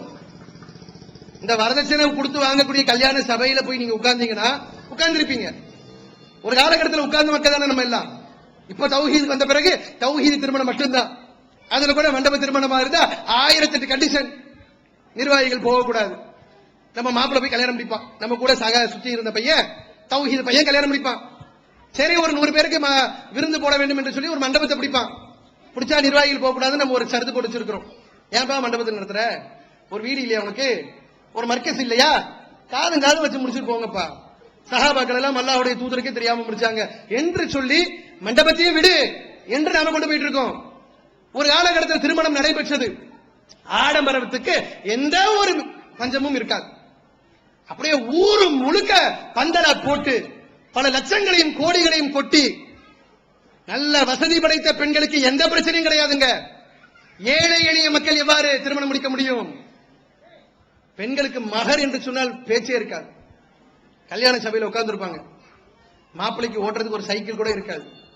அவர் வந்து உட்கார்ந்து இருப்பார். அவர் பெரிய கலெக்டர் உத்தியோகம் பார்க்க மாட்டார். சாதாரண ஒரு கம்பெனியில சாதாரண ஒரு வருமானத்துல தான் இருப்பார். ஆனா அந்த பொண்ணு பார்க்க போற நேரத்தில் அவர் பண்ற ஒரு அலம்பல் எப்படி இருக்குன்னு பார்த்தா, அவங்க குடும்பத்தார் பண்றது, இதுக்குன்னு ஒரு காரை பிடிச்சி நாங்க கொஞ்சம் வசதியான வீடு மாதிரி காட்டுற மாதிரி கொண்டு வந்து இறக்கிடுவாங்க. வந்து உட்கார்ந்துட்டு அப்புறம் நீங்க எந்த ஊருக்காரங்க, எந்த ஊரு, எல்லாம் எது விசாரிப்பாங்க. விசாரிச்சு முடிச்சுட்டு அதுக்கப்புறம் உங்க பிள்ளைக்கு நீங்க செய்யறதை நீங்க செஞ்சிருவீங்க, நாங்க ஒன்னும் சொல்ல தேவையில்லை. எங்க வீட்டுல ஏற்கனவே ஒரு மருமகன் வந்திருக்கு, அது 50 பவுன் போட்டு வந்துருச்சு, அதை விட கம்மியா நீங்க போட்டீங்கன்னு சொன்னா பாவம் உங்க மகனுக்கு ஒரு மரியாதையாக இருக்காது. யாரு? அவங்களுக்கு கண்ணியமா இருக்காது. எங்களுக்கு எதுவும் பிரச்சனை இல்லைங்க, அல்லாவுக்காக கல்யாணம் முடிக்கிறோங்க. ஆனா நீங்க 50 பவுன் கம்மியா போட்டீங்க, நம்ம வீட்டுல இருக்கக்கூடிய மருமகன் முன்னாடி அது ஒரு தலைக்குடிவா இருக்கும். அதனால ஒரு 50ல ஒரு 5 சேர்த்து 55 ஆக்கி விட்டுருங்க, அதை நாங்க சொல்ல தேவையில்லை. மண்டபம் மற்ற ஏற்பாடுகள் நீங்களே பண்ணிடுவீங்க, சாப்பாடு உங்களுக்கு சொல்லவே தேவையில்லை, நீங்க அதெல்லாம் அமக்கலமா தூள் பண்ணிடுவீங்க. என்ன நம்ம பையனுக்கு ஒரு வண்டி வச்சிருந்தான், சைக்கிளை தான் வண்டின்னுவாங்க. அந்த சைக்கிளும் காயினா கடைக்கு இப்பதான் போயிருக்கும். அவனுக்கு என்னமோ அவனுக்கு இந்த ஹிப் பெயின்லாம் வருதான், பேக் பெயின்லாம் வருதான். ஒரு கார் ஒண்ணு வாங்கி கொடுத்துட்டீங்கன்னா பொண்ணோட வாப்பா பக்கத்துல வந்துட்டு எழுதிட்டு இருப்பாங்க, காரமா? சரி, கார் என்ன பிராண்டுமா? அடக்கழுத இந்த டொயோட்டால ஏதோ போட்டிருக்கானா ஃபார்ச்சுனர் 40 லட்சம் ரூபாய். உடனே அவருக்கு ஃபர்ஸ்ட் ஹார்ட் அட்டாக். அதுக்குதான் வாப்பா உழுந்துருவார் லிஸ்ட் எழுதிட்டு. என்னங்கன்னு போனா இருடி அடுத்தது கேட்போம். அப்படி பட்டியல போட போட போட பார்த்தா குடும்பம் அப்படியே தலைமுடியெல்லாம் அப்படியே பிச்சுக்கிட்டு நிக்கிற மாதிரி இருக்கும். இதுக்கு பேசுறதுக்குன்னே சில ஆளுகளை கூட்டிட்டு போவாங்க. அவங்களுக்கும் அந்த குடும்பத்துக்கும் சம்பந்தமே இருக்காது. போற இடத்துல உங்களுக்கு பேச தெரியாது, கொஞ்சம் முன்ன பின்ன பேசணுமா, அதெல்லாம் நம்ம அந்த அந்த அக்காவை கூட்டு போங்க. நம்ம அந்த பக்கத்து வீட்டு தாயமா இருக்காங்கல்ல, அந்த புதுக்கோட்டைக்காரங்க, அவங்க இதுல ரொம்ப விவரமான ஆளு, இப்படின்னு சொல்லி 2 ஊர்க்காரங்களை அனுப்பி வைப்பாங்க. சக்க போடு போட்டு புளிஞ்சு அந்த பொண்ணை பெற்றவன் என்னடா செய்யறது, இப்படித்தான் நம்ம பிள்ளைய கட்டி கொடுக்கணுமா என்கிற நிலைமைக்கு ஒரு ஹராமான முறையில, இஸ்லாம் காட்டி தராத வழிமுறையில பெரிய ஒரு வரதட்சணை கொடுத்து அந்த பெண்ணுக்கு ஏராளமான சீர் சாமான்கள் கொடுத்து இவனுக்கு காரு பைக்கு வசதி வாய்ப்புகளை பெற்றுக் கொடுத்து அவனுக்கு அந்த பெண் குடும்பத்துக்கு என்ற ஒரு வசதி இருக்குமே, எல்லாவற்றையும் இழந்து கடன்காரர்களாக நிற்பார்கள். ஒரு பெண்ணை திருமணம் முடித்து கொடுப்பதற்கு, ஒரு பெண்ணை கரை சேர்ப்பதற்கு என்னடா பாவி திருமணத்தை இப்படி சமுதாயத்தில் கஷ்டப்படுத்தி வச்சிருக்கீங்க என்று சொல்லி பிஜே களத்தில் இறங்கினாரு. வரதட்சணைக்கு எதிராக கடுமையான பிரச்சாரம். வரலாறு எடுத்துக்கொண்டால் வரதட்சணைக்கு எதிராக ஒரு அமைப்பு, ஒரு ஜமாத் கடும் பிரச்சாரத்தை மேற்கொண்டு வரதட்சணையை சமுதாயத்தில் மிக பெரிய அளவிலே ஒழித்து கட்டியிருக்கிறது என்று சொன்னால் அல்லாஹ்வுடைய அருளால் இந்த ஜமாத் தான் செய்திருக்கிறது. தீவிர பிரச்சாரம், சும்மா பேச்சாளா இருக்காது. அல்லாஹ் திருமறை குர்ஆன்ல சொல்றாங்க, எதை நீங்க சொல்றீங்களோ அதை நீங்க உங்க வாழ்க்கையில கடைபிடிக்கணும்.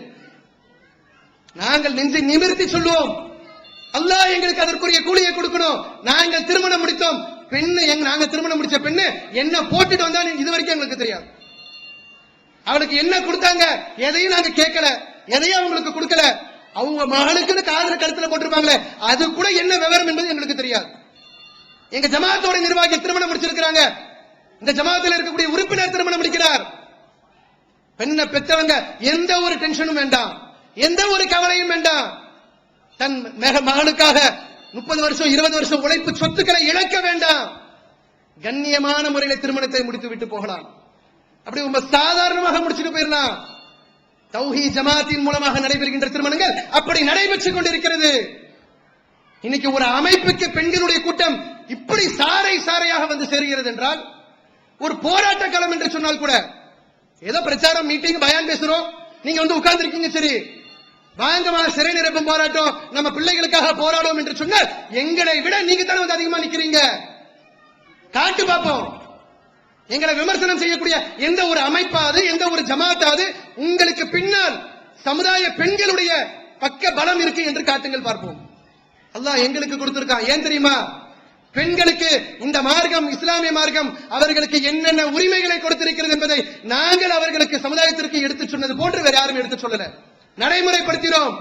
வரதட்சணை வாங்கியவர்கள் எல்லாம் மேடை மேலே ஏறி வந்து, அறியாத தெரியாத காலத்துல எங்க உமா அப்பா வாங்கிட்டாங்க குடி வரதட்சணை என்று சொல்லி பெண்ணை பெற்றவருடைய கையில கொடுக்கும் போது கூனி குறுகி கண்ணீர் விட்டவராக, எதுக்கு வாப்பா இதெல்லாம் நீயே வை என்று சொல்லும் பொழுது, வேண்டாம் எனக்கு இந்த ஹராம், புடி இந்த காசை, தூக்கி போட்ட நிகழ்ச்சிகளை தமிழ்நாடு தௌஹீத் ஜமாத் நடத்தி காட்டியது. வேற யாருக்கு அல்ல இந்த திராணியை கொடுத்தான்? இந்த இஸ்லாமிய நடைமுறை, திருமண நடைமுறை இஸ்லாம் சொன்ன ஒழுங்குமுறையில் இருக்கணும், எளிமையா இருக்கணும்.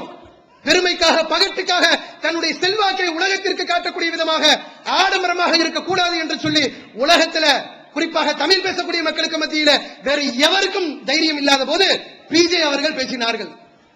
அதனால் நாங்கள் பின்பற்றுகிறோம். பிஜேவை அல்ல, பிஜே திருமறை குர்ஆனுடைய வசனத்தை எடுத்து காட்டினார்கள். பிஜே அவர்கள் உண்டாக்கிய வசனம் அல்ல, அல்லாஹ் திருமறை குர்ஆனிலே இறக்கி இருக்கக்கூடிய வசனம்.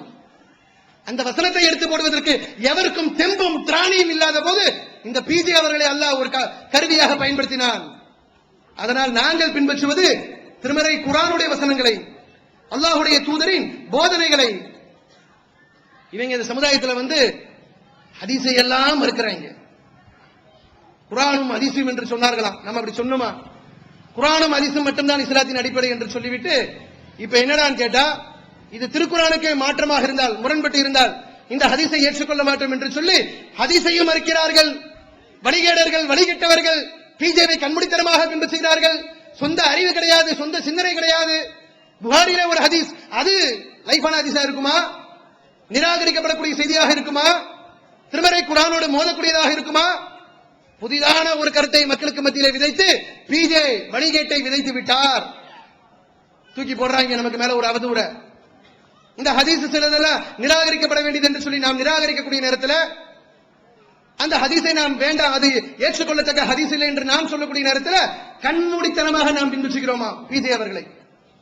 நாம கேட்கிறோம், இந்த ஹதீஸ் அல்லாஹ்வுடைய தூதர் ஸல்லல்லாஹு அலைஹி வஸல்லம் அவர்களுடைய சொல் செயல் அங்கீகாரம் இருக்குல்ல ஹதீஸ், இது போன்ற இந்த செய்திகள் திருமறை குர்ஆனுக்கு முரண்படாதா? ஏற்கனவே சில முரண்பாடுகள் வரக்கூடிய நேரத்தில் இதை இதற்கு முன்பு யாரும் எதிர்த்ததே கிடையாதா? உலகிலேயே படைக்கப்பட்ட மனித குலத்திலேயே முதலாக பிஜே அவர் தான் சொன்னாரா? அப்படி நீ பேசுவேன்னு சொன்னா, திருமறை குர்ஆனுக்கு எதிரான சில ஹதீஸ்கள் இருக்கு, அதை நாம் பின்பற்ற கூடாது. அல்லாஹ்வுடைய தூதர் அவர்களுக்கு சூனியம் வைக்கப்பட்டது, அவர்களுக்கு சிகிர் செய்யப்பட்டது என்று ஹதீஸ் வருது. இதை நம்ம ஏற்றுக்கொள்ள முடியாதுன்னு சொல்றோம். திருமறை குர்ஆன் அதற்கு சாட்சியாக இருக்கு என்று சொல்லுகிறோம். மனிதர்களால் முகம்மதே உமக்கு எந்த ஒரு கேடும் ஏற்படாது என்று அல்லாஹ் திருமறை குர்ஆன்ல சொல்றான். அதே போன்று அல்லாஹ் உமக்கு அருளி இருக்கக்கூடிய இந்த திருமறை குர்ஆன் வசனத்தை நீங்கள் மக்களுக்கு விளக்கி சொல்ல வேண்டும், மக்களுக்கு புரியும் விதத்திலே நீங்கள் எடுத்து சொல்ல வேண்டும். உங்களுடைய பேச்சு என்பது திருமறை குர்ஆனுக்கு விளக்கமாக இருக்கும் என்று அல்லாஹ் திருமறை குர்ஆன்ல சொல்றான்.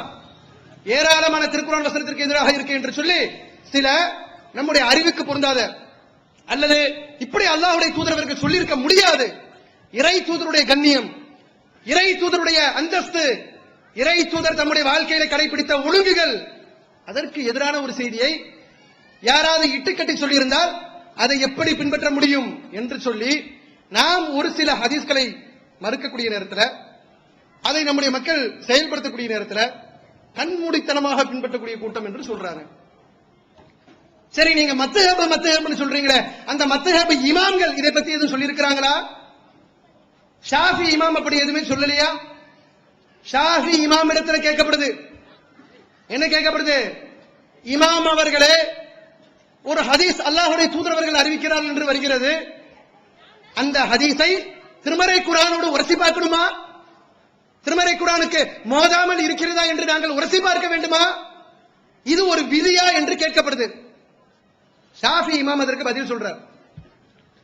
என்ன கேட்கிறீங்க? அப்படிலாம் கிடையாது, அப்படிலாம் உரசி பார்க்க வேண்டாம். ஏன்னு சொன்னா திருமறை குர்ஆனோடு எதிராக வரும் என்று சொன்னால் அது அந்த விதிக்கே எதிரானது என்று சொல்றாங்க. திருமறை குர்ஆனுக்கு எதிர் என்பதே அந்த ஹதீஸை ஏற்றுக்கொள்வதற்கு ஒரு விதி இருக்குல்ல, அந்த விதியில் உள்ளது. குர்ஆனுக்கு எதிர் என்று சொன்னால் அதற்கு பேர் ஹதீஸே கிடையாது, உரசி பார்க்க வேண்டிய அவசியமே கிடையாது. திருமறை குர்ஆனுக்கு எதிராக வந்தால் அது ஹதீஸ் கிடையாது. நபிகள் பெருமானார் ஸல்லல்லாஹு அலைஹி வஸல்லம் அவர்கள் நமக்கு அறிவுரை சொல்லி இருக்கிறாங்க, மக்களுக்கு சொன்னாங்க, நான் அறிவிப்பதாக ஒரு செய்தி உங்களுக்கு கிடைக்குது, ஆனால் அந்த செய்தியை உங்களுடைய உள்ளங்கள் ஏற்றுக்கொள்ளவில்லை. என்னடா இப்படி ரசூலுல்லாஹ் சொல்லியிருப்பாங்களா என்று உங்களுடைய உள்ளங்கள் ஏற்க மறுக்குது. உங்களது வாழ்க்கையில் நடைமுறைப்படுத்தக்கூடிய நடைமுறை வாழ்க்கைக்கு ஏற்றதாகவும் இருக்கல. அப்படி ஒரு செய்தி இருக்கும் என்று சொன்னால் அதை விட்டு நான் விலகிக் கொள்கிறேன், அது என்னுடைய செய்தியாக இருக்காது. ஏனென்றால் நான் உங்களுக்கு ஒரு செய்தி சொல்லுவேன் என்று சொன்னால் அது திருமறை குர்ஆனோடு முரண்படாது, அல்லாஹ் உங்களுக்கு தந்திருக்கக்கூடிய இயற்கை மார்க்கமான இஸ்லாமிய மார்க்கத்தினுடைய வழிகாட்டுதலுக்கு எதிராக இருக்காது. அப்படி இருக்கக்கூடிய ஒரு செய்தியை நான் சொல்லியிருக்க மாட்டேன், உங்க கல்புகளே அதை தீர்மானிக்கும் என்று ரசூல் ஸல்லல்லாஹு அலைஹி வஸல்லம் அவர்கள் சொல்லுகிறார்கள். இப்படி எல்லாம் சொல்லியிருக்கக்கூடிய வேளையில திருமறை குர்ஆனுக்கு எதிராக அல்லாஹ்வுடைய தூதரவர்களுக்கு சூனியம் செய்யப்பட்டிருக்கிறது, நம்ப முடியாதுன்னு சொல்றோம். பருவம் அடைந்த ஒரு நபி தோழர் அவர்கள் தன்னுடைய வளர்ப்பு தாய்க்கு பால் குடிச்சாங்கன்னு சொல்றாங்க, நம்ப முடியாது. இப்படி இறை தூதர் சொல்லியிருக்க மாட்டாங்க. திருமறை குர்ஆன் தெளிவாக பேசுது, பால் ஊட்டும் பருவம் என்பது 2 ஆண்டுகள் என்று சொல்லுது. பருவம் அடைந்தவர்களுக்கு பால் ஊட்டுதல் கிடையாது, மறுக்கிறோம். மறுத்த உடனே அப்படியே பொங்கி அப்படியே இவர்கள் மார்க்கத்தை நாசமாக்குகிறார்கள், வழி கெடுக்கிறார்கள். இவ்வளவு ஆண்டு காலம் இந்த ஹதீஸை எல்லாம் நம்ம ஹதீஸ் என்று நம்பிக்கொண்டிருக்கக்கூடிய நேரத்தில் இப்படி ஒரு சட்டத்தை சொல்லி இதை மறுத்து பெரிய ஒரு குழப்பத்தை விளைவித்து விட்டார்கள் என்று விமர்சனம். அப்படி நீங்க விமர்சனம் பண்றதா இருந்தா ஷாஃபி இமாம் எடுத்துக்கங்க. ஷாஃபி இமாம் மட்டுமில்ல, அன்னை ஆயிஷா நாயகி இருக்காங்கல்ல, மார்க்கத்திலே அறிவு ஞானத்திலே சிறந்து விளங்கிய அன்னை ஆயிஷா நாயகி, அவர்களும் இந்த நிலைப்பாடை கொண்டிருந்தார்கள். ஒரு சந்தர்ப்பத்தில் உமர் ரலியல்லாஹு அவர்கள் மரணிக்கிற தருவாயில வீட்டில் இருக்கிறாங்க. ஷுவைப் ரலியல்லாஹு வருகிறார்கள். வீட்டுக்குள்ள வரும்போது உமர் ரலியல்லாஹு அவர்கள் கத்தி குத்தப்பட்டு மரணித்தார்கள். பள்ளிவாசலில் தொழுது கொண்டிருக்கக்கூடிய நேரத்தில் உமர் ரலியல்லாஹு அவர்கள் குத்தப்பட்டார்கள், நயவஞ்சகர்களால் குத்தப்பட்டு சக்கராத் நிலையில இருக்கிறாங்க, மரணிக்கிற நிலையில இருக்கிறாங்க. சஹாபாக்கள் பாக்குறாங்க, அதுல ஷுவைப் ரலியல்லாஹு வராரு, பாக்குறாரு, பார்த்து அழுகிறார், கண்ணீர் விட்டு அழுகிறார். உமர் ரலியல்லாஹு கேட்கிறாங்க, யாருக்காக அழுகிறீங்க? எனக்காக அழுகிறீங்க?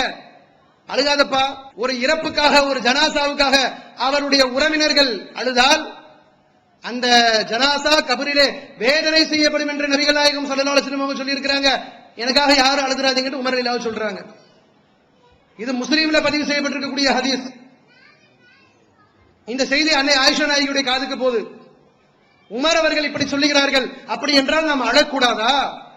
இறந்தவர்களுக்காக கண்ணீர் வடிக்க கூடாதா என்று ஆயிஷா நாயகிக்கு போகக்கூடிய நேரத்தில் அன்னை ஆயிஷா ரலியல்லாஹு சொல்றாங்க, உமர் அவர்கள் தவறாக விளங்கிக் கொண்டார்கள். அல்லாஹ் தான் அழுகையும் அல்லாஹ் தான் சிரிப்பையும் ஏற்படுத்துறான் என்று அல்லாஹ் திருமறை குர்ஆன்ல சொல்றான். ஒருவருக்கு அழுகை வருகிறது என்று சொன்னால் அந்த அழுகை அல்லாஹ் ஏற்படுத்துறான், அந்த துக்கத்தின் மூலமாக ஏற்படுத்துறான், அவர்களுக்கு ஏற்பட்ட இழப்பின் காரணமாக அல்லாஹ் ஏற்படுத்துறான். நபிகள் பெருமானார் ஸல்லல்லாஹு அலைஹி வஸல்லம் அவர்கள் தம்முடைய பேரப்பிள்ளை துடித்து தம்முடைய மடியிலே இறந்து செல்லக்கூடிய நேரத்தில் இறை தூதர் ஸல்லல்லாஹு அலைஹி வஸல்லம் அவர்கள் கண்ணீர் விட்டு அழுதார்கள், கதறி அழுதிருக்கிறாங்க. சஹாபாக்கள் பார்த்துட்டு கேட்கிறாங்க, நாங்கள் எல்லாம் சாதாரண மக்கள், நாங்க அழுதா பரவாயில்ல, அல்லாஹ்வுடைய தூதரே நீங்களும் அழுவீர்களா, நீங்களும் இப்படி கதறி அழுவீங்களான்னு கேட்கிறாங்க. அல்லாஹ்வுடைய தூதர் அவர்கள் சொல்றாங்க, அல்லாஹ் எல்லாருடைய உள்ளத்திலும் இரக்கத்தை வச்சிருக்கிறானே, எனது உயிர் என்னுடைய வாரிசு என்னுடைய கண்ணுக்கு முன்னால் துடித்து மரணிக்கக்கூடிய நேரத்தில் எவ்வாறு அழாமல் இருக்க முடியும் என்று கேட்டார்கள். உமர் ரலியல்லாஹு அவர்கள் அதற்கு மாத்தமா சொல்றாங்க, இப்படி ரசூல் ஸல்லல்லாஹு அலைஹி வஸல்லம் சொன்னதாக சொல்றாங்க. ஆயிஷா நாயகி மறுக்கிறாங்க, தவறாக அவர் புரிந்து கொண்டார், அப்படி சொல்லல. ரசூல் ஸல்லல்லாஹு அலைஹி வஸல்லம் எப்படி சொன்னாங்கன்னா, மக்கள் எல்லாம் எடுத்துட்டு இருக்காங்க, அந்த ஜனாசா இறந்து போனவர் அவர் செய்த சிறு பாவத்திற்காகவோ பெரும் பாவத்திற்காகவோ கபரிலே அவர் வேதனை செய்யப்பட்டுக் கொண்டிருக்கிறார். ஆனால் அதையெல்லாம் தெரியாமல் மக்கள் இங்க அழுது கொண்டிருக்கிறார்கள். இதையெல்லாம் முன்னாடியே உணர்ந்து அவர் தன்னுடைய செயலை சரி செஞ்சிருக்கணும், திருத்தி இருக்கணும், நல்ல மனிதராக வாழ்ந்திருக்கணும், அடுத்தவருக்கு பயன்படும் விதத்தில் தம்முடைய வாழ்க்கையை அமைத்து இருக்கணும், அல்லாஹ்வுக்கு அஞ்சி நடந்திருக்கணும். அப்படிலாம் நடக்கல. அப்படிலாம் நடக்காம உள்ள போயிட்டு கபரில வேதனை செய்யப்பட்டு இருக்காரு, அங்க என்னமோ வேதனை செய்யப்பட்டு இருக்காரு, உங்க குடும்பத்தால இங்க வந்து அழுதுட்டு இருக்காங்க. இப்படி ரசூலுல்லாஹ் சொன்னாங்க. நீங்க அழுகிற காரணத்தினால அங்க இருக்கக்கூடிய கபராளி அவர் வேதனை செய்யப்படுகிறார் என்று ரசூலுல்லாஹ் சொல்லல என்று அதற்கு ஒரு கவுண்டரை கொடுக்கறாங்க, மறுக்கிறாங்க. உமர் சொன்னாலும் திருமறை குர்ஆனுக்கு எதிரா இருக்கு, ரசூல் ஸல்லல்லாஹு அலைஹி வஸல்லம் போதனைக்கு எதிரா இருக்கு, என்னால் ஏற்றுக்கொள்ள முடியாது. இப்படித்தானே சஹாபாக்கள் இருந்தாங்க. அப்ப திருமறை குர்ஆனுக்கு எதிராக உமர் ரலியல்லாஹுடைய கருத்தை அன்னை ஆயிஷா நாயகி ரலியல்லாஹு மறுக்கிறாங்கன்னா அவங்க யாரு? அவங்களே குழப்பவாதின்னு சொல்லுவீங்களோ? அவங்களே இந்த சமுதாயத்தில் ஃபித்ரா பண்றாங்கன்னு சொல்லுவீங்களோ? அவங்களே சமுதாயத்தை பிரித்து விட்டார்கள் என்று சொல்லுவீங்களோ? அப்ப இதுக்கு முன்னாடி எல்லாரும் தெளிவாக இருந்திருக்கிறாங்க. சஹாபாக்களில் இருந்து இன்றைய காலகட்டம் வரை வரக்கூடிய எல்லா அறிஞர்களும் ஒப்புக்கொள்ளப்பட்ட ஒரு செய்தி, திருமறை குர்ஆனுக்கு அல்லாஹ்வுடைய தூதருடைய சொல் முரண்படாது, மாறுபடாது. விளக்கம் கொடுக்கும் விதத்துல தான் அவங்களுடைய சொல்லு வரும். ஏனென்று சொன்னால் அல்லாஹ் திருமறை குர்ஆன்ல சொல்றான், உமா யன்திகு அனில் ஹவா, நமக்கு தான் மனோ இச்சையை பின்பற்றுவோம், நாம தான் நம்ம மனசு சொல்ற மாதிரி நடப்போம், நாம தான் நம்ம மனசு சொல்ற மாதிரி பேசுவோம். இறை தூதர் அவர்கள் அப்படி நடக்க மாட்டாங்க. உலகிலேயே இறை தூதர்களுக்கு மட்டும் கொடுத்த ஒரு அருள், உமா யன்திகு அனில் ஹவா, இந்த தூதர் தன் மனோ இச்சைப்படி பேச மாட்டார். இன் ஹுவ இல்லா வஹீயுன் யுஹா, அவர்கள் அறிவிப்பது அத்தனையுமே வஹீயின் அடிப்படையில, மேலே இருந்து வரக்கூடிய செய்தியின் அடிப்படையில, மேலே இருந்து அல்லாஹ்விடம் பெற்று சொல்லக்கூடிய செய்தியில திருமறை குர்ஆனுக்கும் தம்முடைய சொல்லுக்கும் முரண்பாடு இருக்கக்கூடாது, இருக்காது. இப்படி இருந்தால் தான் இறை தூதருடைய சொல். இத சொன்னா பிஜேவை பின்பற்றுறாங்க, பிஜே இதெல்லாம் ஹதீஸை மறுக்கிறாரு, பிஜே புகாரியை மறுத்தாங்க, பிஜே முஸ்லிமையா மறுத்தாங்க, பிஜே அகமது கிரந்தத்தையே மறுத்தாங்க, பிஜே திருமதியை மறுத்தாங்க. திருமறை குர்ஆனோடு மோதுது, விளக்கம் கொடுக்க முடியல. இதை ஒத்து அனுசரித்து விளக்கம் கொடுக்க முடியல. விளக்கம் கொடுக்க முடியவில்லை என்றால் எப்படி அப்பா பின்பற்ற முடியும்?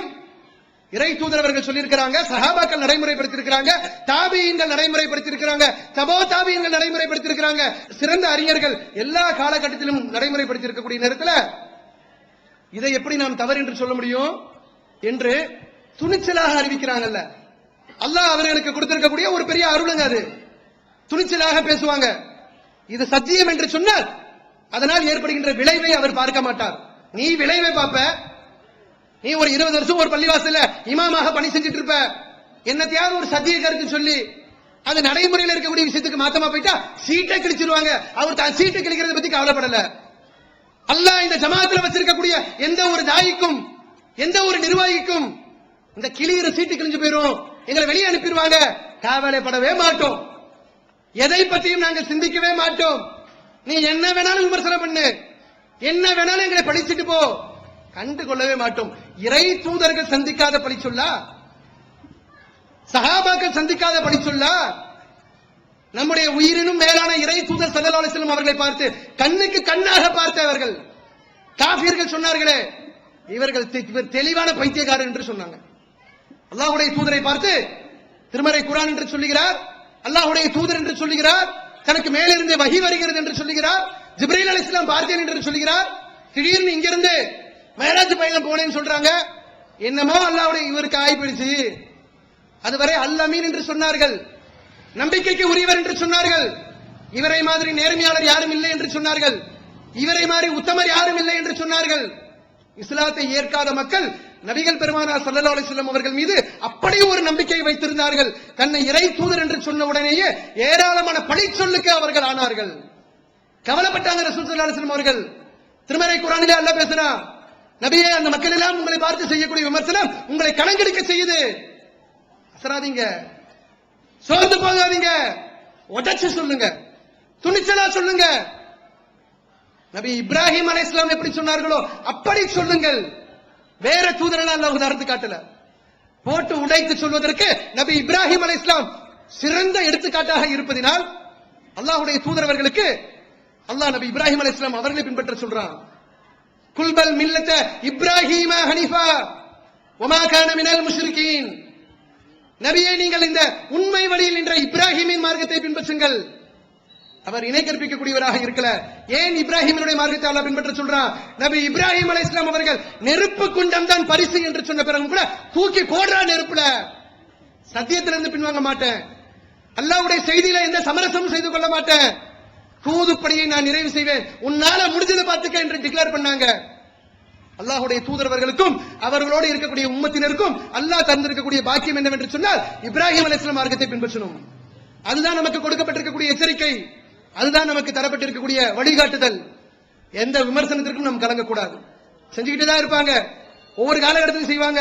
நம்மளை எல்லாம் யூத அமெரிக்க கைக்கூலின்னு சொன்னாங்க. நம்மை பார்த்து அல்லாஹ்வுடைய இந்த தூய மார்க்கத்தை மக்களுக்கு மத்தியிலே இந்த உலகத்தினுடைய எந்த ஒரு ஆதாயத்தையும் எதிர்பார்க்காமல் மக்களுக்காக பணி செய்யக்கூடிய நம்முடைய சுயநலத்திற்காக மறுமையிலே எங்களுக்கு அல்லாஹ் சொர்க்கத்தை கொடுக்க வேண்டும் என்று நாம் இறங்கி வேலை செய்யக்கூடிய நம்மவர்களை பார்த்து யூத அமெரிக்க கைக்கூலின்னு சொன்னா. அமெரிக்க தூதரகத்தை போய் முற்றுகையிட்டோமே, அமெரிக்காவை கண்டிச்சு போராட்டம் நடத்தினோமே, அங்க இருக்கக்கூடிய சிறைச்சாலையில முஸ்லிம்களை ஆப்கானிஸ்தான்ல பிடிச்சவங்க, ஈராக்ல பிடித்தவர்களை எல்லாம் கடும் சித்திரவதை செய்யக்கூடிய நேரத்தில் அவர்களை கண்டித்து போராட்டம் நடத்தினோமே. நாங்க அமெரிக்க கைக்கூலி, நீ வாயை மூடிட்டு பொத்திட்டு உட்கார்ந்துருந்தீங்க, நீ யாரப்ப? நாங்க ரோட்ல நின்னோமே. இஸ்லாத்திற்கு ஒரு கேவலம் என்று சொன்னால், அல்லாஹ்வுடைய தூதருடைய கண்ணியத்திற்கு ஒரு பாதிப்பு என்றால், திருமறை குர்ஆனை குவாண்டானமா சிறைச்சாலையில கிழித்து கழிவறையில போட்டான். கண்ணால பார்க்கல, செய்தி கேள்விப்பட்ட உடனே இறை செய்திய திருமறை குர்ஆன இவர்கள் கையில் வைத்து விட்டார்கள், விளையாடி விட்டார்கள். சரியான பதிலடி கொடுக்க வேண்டும் என்று சொல்லி பல்லாயிரக்கணக்கான மக்கள் ரோட்ல இறங்கி நம்மால் முடிந்த போராட்டத்தை நடத்தினோமே. நீங்களே எங்க போயிருந்தீங்க? நம்மள அமெரிக்க கைக்கூலின்னு சொல்லுவான். ஜகாத்து பணத்துல பெரிய மோசடி பண்ணிட்டு லட்சக்கணக்கில் ஒவ்வொரு மாதமும் ஏழை எளிய மக்களுக்கு, முஸ்லிம்களுக்கும் முஸ்லிம் அல்லாத மக்களுக்கும் பல்வேறு தேவைகளுக்காக இந்த ஜமாத்தை நாடி வரக்கூடிய நேரத்தில் இந்த ஜமாத்து ஜகாத்தில் இருந்து லட்சக்கணக்கான ரூபாய்களை மக்களுக்கு செலவு செய்து கொண்டிருக்கிறது. ஜகாத்தை ஒரு பொருளுக்கும் வருஷம் கொடுக்கணும் சொன்ன நபர்கள் எத்தனை பேர் செஞ்சுட்டு இருக்கீங்க? எத்தனை பேர் அதை நடைமுறைப்படுத்துறீங்க? அல்லாஹ் எங்களுக்கு அந்த தகுதியை கொடுத்தான், மக்களை நம்பிக்கைக்குரிய ஒரு ஜமாத்தாக எங்களை ஆக்குனா. அதனால தான் கூட்டம் கூட்டமாக மக்கள் இந்த கொள்கையை நோக்கி வருகிறார்கள், இந்த ஜமாத்தை நோக்கி வருகிறார்கள். அரசியல் ஆதாயம் கிடையாது. அமைப்பை வைத்து, மக்களுடைய சக்தியை வைத்து, அரசாங்கத்தில் காவல்துறைக்கு மத்தியிலும் ஆட்சியாளர்களுக்கு மத்தியிலும் இந்த ஜமாத்திற்கு என்று ஒரு பெயர் இருந்த போதும் கூட அரசியல் நடத்த மாட்டோம், கட்ட பஞ்சாயத்து நடத்த மாட்டோம். இதை வைத்து இந்த உலகத்தில் பிழைக்க முடியாது. இந்த ஜமாத்தை வைத்துக் கொண்டு இந்த உலகிலே நாம் எந்த ஒரு வருமானத்தையும் ஈட்ட முடியாது. ஆனாலும் கூட்டம் கூட்டமாக வருகிறார் என்று சொன்னால் சொர்க்கத்திற்கு வழி சொல்லக்கூடியவர்கள், இதுதான் சத்தியம் என்று சொல்லக்கூடியவர்கள், யாருக்கும் பயப்பட மாட்டார்கள், யாருக்கும் அசர மாட்டார்கள். அல்லாஹ்வை மட்டும் அஞ்சி நடக்கக்கூடிய ஒரு கூட்டம் என்று மக்களுக்கு மத்தியிலே அல்லாஹ் எங்களுக்கு ஒரு நம்பிக்கையை ஏற்படுத்தினார். அதனுடைய விளைவாக பிஜே அவர்கள் தொடங்கி வைத்தார்கள். இன்னைக்கு ஆயிரக்கணக்கான லட்சக்கணக்கான தாயிகள் பிரச்சாரம் செய்யக்கூடிய பிரச்சார பீரங்கிகளை அல்லாஹ் சுப்ஹானஹு வ தஆலா ஏற்படுத்தி கொடுத்திருக்கிறான். இன்னைக்கு உன்னுடைய விமர்சனம் பிஜே நீ இன்னும் அந்த கிணத்து தவளையாவே இருக்கிற. வெளியில வந்து பார், அல்லாஹ் எவ்வளவு பேரை ஏற்படுத்தியிருக்கிறான் பார். நாங்கள் கருத்து குருடர்கள் அல்ல, திருமறை குர்ஆனை ஆய்வு செய்யக்கூடியவர்கள். உன்ன மாதிரி 4 வருஷம் 7 வருஷம் இலக்கணத்தோடு அரபி படித்தவர்கள் கிடையாது. அல்லாஹ் எங்களுக்கு கொடுத்திருக்கக்கூடிய அறிவை கொண்டு திருமறை குர்ஆனை வாசிக்கிறோம். இறை தூதருடைய வாழ்க்கையை பார்க்கிறோம், சஹாபாக்கள் செய்த தியாகத்தை பார்க்கிறோம். இதுதான் சத்தியம் என்று சொல்லி சத்திய பாதையில பயணம் செய்கிறோம். ஏதோ நாங்கள் எல்லாம் குருடர்களாக இருந்து எங்க கையை பிடிச்சு பீஜே ஒன்றும் எங்களை அழைத்து செல்லவில்லை. துணிச்சலோடு இந்த சத்திய கருத்தை அல்லாஹ் பீஜையை கொண்டு இந்த தமிழகத்திலே சத்தியத்தை நிலைபெற செய்திருக்கிறான். அல்லாஹ் அவர்களுக்கு பேரருள் செய்ய வேண்டும். மறுமையில மகத்தான பரிசை அல்லாஹ் அவர்களுக்கு கொடுக்கணும். அப்ப இந்த விமர்சனங்கள் எல்லாமே காலம் காலமாக இந்த சமுதாயத்திலே மக்களால் செய்யப்பட்டு வந்த ஏராளமான காரியங்கள், ஏராளமான நம்பிக்கைகள், பக்தி பரவசத்தோடு செய்யப்பட்டு வந்த பணிகள் எல்லாம் இந்த சமுதாயத்திலிருந்து அவைகள் எல்லாம் வழிகேடு என்று துடை தெரியப்பட்ட பிறகு அந்த வேக்காடு தாங்க முடியாமல், அந்த வைத்தறிச்சல் தாங்க முடியாமல் போச்சே, வருமானம் எல்லாம் போச்சு. ஒரு ஃபாத்தியானா எப்படி கிடைக்கும்? யாராச்சும் ஒருத்தர் மண்டையை போட மாட்டாரா? ஒரு 1 வராதா, 3 வராதா, 7 வராதா, 40 வருஷம் எப்படி சாப்பாடு, எப்படி வருமானம் போச்சு. நல்ல சாப்பாடு கண்ணால பார்த்து காலம் கடந்துருச்சு. இந்த பயலுக்கு வந்தாங்க, அது கட்டம் இல்லைனாங்க, ஃபாத்தியா இல்லைனாங்க, ஒன்னும் கிடைக்காம போச்சு என்று சொல்லி புலம்பக்கூடியவர்களுடைய புலம்பலாகத்தான் இந்த விமர்சனம் இருக்கிறது. ஆகவே இந்த ஜமாத்திலே ஒரு உறுப்பினராக இருக்கக்கூடியவர், இந்த கொள்கையை ஏற்றுக்கொண்டிருக்கக்கூடியவர் எந்த ஒரு சந்தர்ப்பத்திலும் ஒரு தனி மனிதரை பின்பற்ற வேண்டிய அவசியம் இல்லை. உயிர் போனாலும் நாங்கள் அல்லாஹ்வுடைய தூதரை தான் பின்பற்றுவோம், திருமறை குர்ஆனை தான் பற்றி பிடிப்போம் என்று கூறி என்னுடைய உரையை நிறைவு செய்கிறேன். வாஹிர் தவானா அல்ஹம்துலில்லாஹி ரப்பில் ஆலமீன். அஸ்ஸலாமு அலைக்கும் வரஹ்மத்துல்லாஹி வபரகாத்துஹு. Allah